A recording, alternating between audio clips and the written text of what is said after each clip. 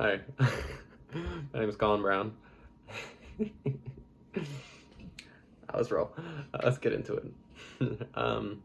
What thoughts did you have when reading about different types of audiences? To start it off, I thought the generational mindset gap was really interesting.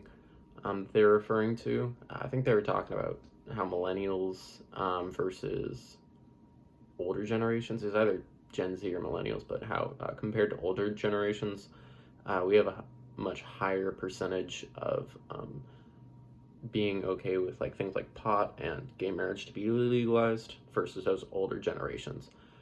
I thought that was, I felt like that was very obvious, and from my eyes, just from growing up with a lot of people who have that mindset where they do think those should be legalized, versus listening to people like my parents who have a different view of it. It's a different view, but it doesn't make it wrong. But you just don't agree with it simply. Next question is, what comments did you find yourself making when reading the chapters about audience demographics and listening? I thought it was interesting to hear the different types of ways to get readers' attention.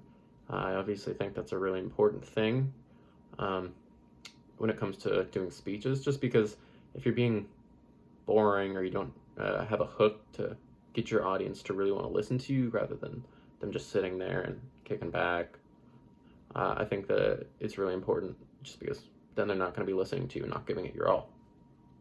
Let's see. What are my opinions on the myth of multitasking?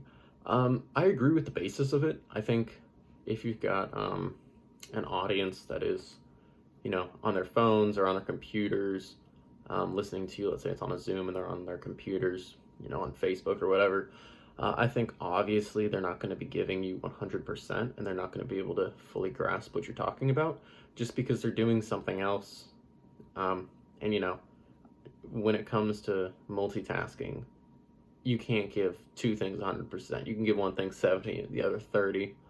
And some people can be really good at it, but no matter what, you're not giving it your all. So you will no matter what, do worse at both things than if you're just doing one at a time. And that is it. So